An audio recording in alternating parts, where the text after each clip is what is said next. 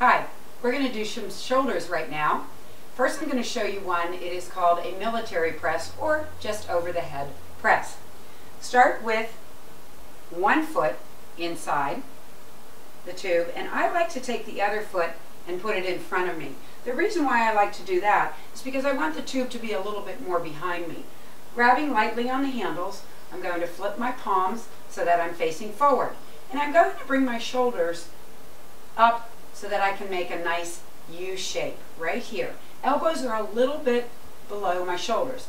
Now watch that this doesn't happen, because then what ends up happening is you drop the shoulders too low, you end up having a lot of the pressure in the shoulders and they're not stabilized to start. We want them nicely locked into place, straight arms, and we're just going to press the tubes up and over the head.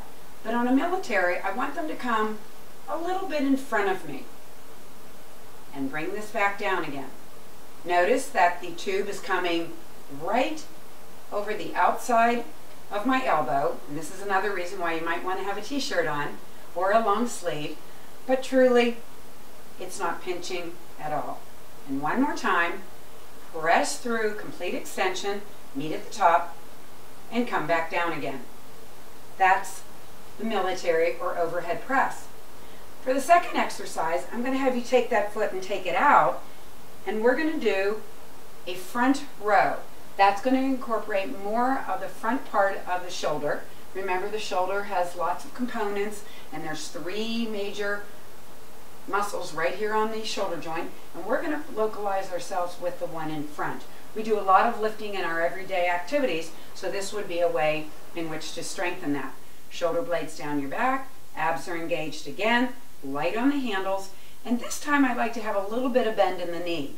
Why I bend the knees, and you may have noticed it in some of the other exercises, is that this takes a lot of pressure off your back. When you tend to lock yourself in place, your back takes a lot of that strain. But right now, my weight is secure between both my front and back leg, and my abs are keeping myself balanced.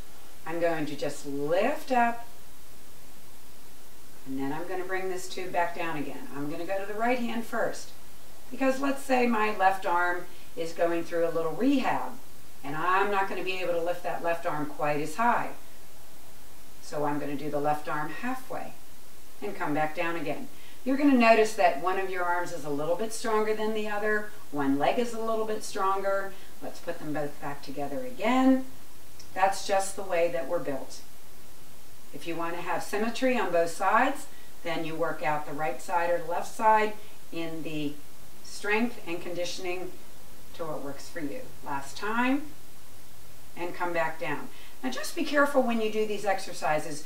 You don't want to, in any exercise you do for the shoulder, you don't want to lift that shoulder beyond the shoulder height itself. When you start lifting the arm up here, you tend to lean back a little bit, impinge the shoulder, and you don't want to get that involvement there. So just keep your arms somewhat relaxed, elbow is slightly bent, you're not locking your arm out, still keeping that wrist straight, and you'll have shoulders that you'll be proud of.